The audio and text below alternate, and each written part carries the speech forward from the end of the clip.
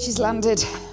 Did you hear all of that creaking and cracking? Oh gosh, it's because I'm so old. But do you know what? They say making friends in your 30s and 40s is when it's really hard, and I do get it. It is tricky to find your people or find new people at this age. But you know what? It's also the best time because we get to choose our friends like we get to choose wine intentionally. And only the good stuff. Adult friendships. Let's talk about it. Hello, I'm Sarah. Welcome back to my channel. If you're coming back, welcome to my channel. If you've decided to spend a little bit of time with me, I appreciate it. I wanted to talk about adult friendships today because I think when I was a kid, I found it very difficult to make friends. And I didn't really find my people, at least until university. But then in my late 20s, I upended my life and moved myself to London. I moved to London when I was 27, just about to turn 28. And I made friends through work, through hobbies, through house shares. And the thing that I have loved about making friends in my 30s and now into my 40s is that I get to choose exactly who my friends are based on what I believe in, who I am, the things I like to do, the ways I get to spend my time, the morals I have. The circle of friends that I have now very much align with everything that I am and who I want to be. I say that because I think when you're in your 20s, you're still figuring out who you are.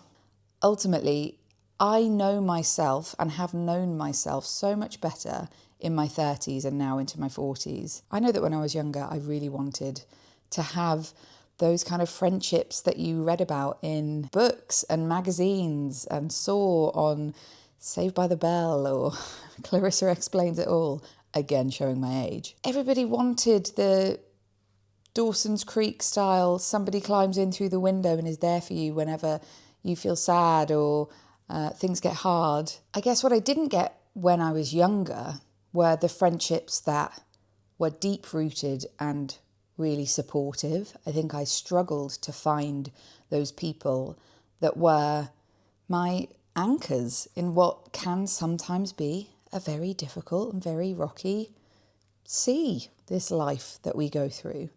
Whereas I think the friendships that I have developed through my 30s, you're showing up as an adult with a load more emotional baggage. And I don't care how much of a well-balanced or a well-rounded person that you think you are, we're all carrying around whatever sort of size luggage worth of emotional stuff with us. But you know it so much better in your 30s. You can kind of see matching luggage with other people and be like, okay, I know who you are because of the way that you show up, and you know who I am because of the ways that I show up. The friendships that I have made in the last 10 years have been the people that I can be exactly myself with and truly vulnerable and open up those emotional bags and go, hey, here's everything. And they're the people who accept me for who I am and that I accept for exactly as they are. I wouldn't want those friends to show up in any other way. You know, they're deep, long-lasting friendships. The friends from university that I have, and around that time, I've still got one of my very best friends, Mairead. I used to work with her, but I met her when I was at university doing a part-time job. Yeah, they've been in my life for a really long time, and so I've grown up with those people. But I think the people that I've met in my 30s, since I moved to London, and who have been with me over the last 12 and a half years, have seen me in my most transformational, I would say. I am not the same person that I was 5 years ago, let alone 12 years ago. I'm not the same person who packed my bags and came and crashed in my friend's apartment for 6 weeks whilst I started to figure out a whole new life and a whole new career. And the friends that I've made here are chosen family, effectively. My family don't live in London. And as much as I love them and they love me and they're always on the end of the phone, they have their own lives. You know, my mum is very busily retired. My dad is completing Netflix. My brother and his wife have 2 young kids and a dog, and they all live in different parts of the country. So my family, no matter how close in a relationship sense we are not here. Whereas my friends are the people on the end of the phone for when I'm heartbroken or for when things are hard. Being the people to pick me up when things have been devastatingly difficult. They're the ones who show up just to show up. It's not a case of let's go and do a thing and spend loads of money. It's popping around to somebody's house. It's going to meet each other for a cup of coffee and a walk in the park. What is it they say? That the price of community is convenience. There would have been a lot of times when I was younger where I would have said yes to things and gone to things because I felt like if I didn't go, a friendship would be ruined or somebody would hate me. They're not the kinds of friendships I have. I can say no to going and doing things because I need rest and recuperation. We're all busy. We're all professionals living in a busy, vibrant city. And so we show up for each other in the best ways that we can, when we can, and how we can. And that's all really well respected. And I love that about my friends. You know, I've had a lot of friendships in the past that haven't felt reciprocal. And I know I have been the person to, at times, to not reciprocate friendships in the same way that people were showing up for me. And I think that kind of reason, season, or a lifetime thing of friendships kind of ebbing and flowing and sometimes dying out and kind of being left by the wayside. I feel like my friendships now are a lot more stable and all feel fair. They all feel like we're all showing up because we want to be there. That's actually really, that's warmed my heart even just thinking about it, because that's the thing that I wanted so badly when I was a kid. Those friends that wanted to be there for you because they wanted to be there for you and they wanted to show up and they made the effort. I think quality time with people is so important to me as a person. Whether that quality time is once every 3 months or once every 6 months or once a year and then phone calls in between, I think it's the friends who make the effort. It's easy. It's so easy to be their friends. And it means so much because it's so easy. This has been a long old ramble, but if I were to try and think about some tips about making friends as an adult, the first thing would be reconnect. Reinitiate contact with people. If there are friends that you wish you had stayed in touch with and who are going to be that person that if you get to the end of your life and you're like, oh gosh, I really wish I had made the effort to reach back out to that person, do it. Life is short. My first best friend when I was a kid, who I adored, is no longer here, and I don't get the opportunity to reach out to her ever again and rekindle that friendship. And that's something that eats me up, man. Makes me so sad. Reconnect with people, or try.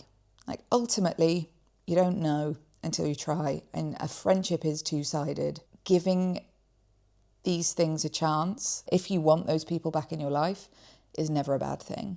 Put yourself in new situations. It's easy to say. This is the price of community, is convenience. Putting yourself out there and starting a new hobby or learning a new skill is money, time, effort, brain power, but you don't get to make these friends without putting yourself out there and putting yourself in the path of new people. There are so many new apps that are coming out that are all about people meeting in real life, whether that is for dating or whether that is for friendships. Friendships come out of any of these situations. One of the closest communities I'm now a part of is my improv comedy community. I see them in many different guises. I perform comedy with them. They are the girl group chat that kicks off every single day. They are people I play Dungeons and Dragons with. They have evolved into becoming friends in different hobbies, in different areas of my life. They're people who are so aligned with the kind of people that I want in my life, that they're just the easiest community of friends to have made. I've only been doing improv comedy for the last 6 years now, I would say, 6-7 years, but starting that hobby is the best decision I have ever made, hands down. It's made me the most wonderful friendships. And with the friends that you do have, foster some new traditions. Make time to make more memories with each other. And again, I know that's hard and it's not always convenient when time is precious. Me and my improv friends now every year for the last 3 years have gone away with each other as Big Pal's Fake Christmas. We do it in January or February of every year because we want to go home and spend time with our actual families over the Christmas period, but getting to do those things where you are festive and generous and you give gifts and you cook dinners and you spend quality time playing games together and being silly together and doing all of the things that you need to do to foster amazing friendships. We make sure that once a year, as a group, we get to go away and spend 2 days just being in each other's company, catching up, spending time.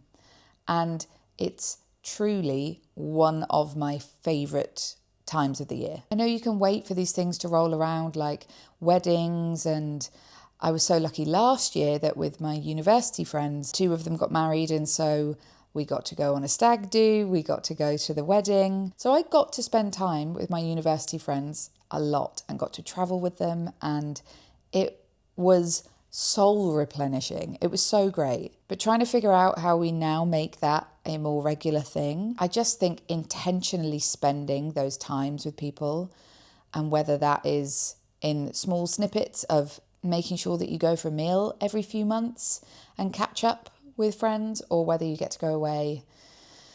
Creating those traditions is just lovely. That's really important to me, and that's how I'm going to foster these friendships. That's it. It was a long old ramble. I hope some of that was coherent and made sense. If you have struggled to make friends, the right ones will come. And I know it's hard to put yourself out there, but finding your people is possible in midlife. I think these friendships are sometimes so much more rewarding than the ones that you have had forever, because you've been able to really see each other for who you are now, rather than fall in love with someone that you were 30, 40 years ago. And to all my friends out there, massive, massive amounts of love.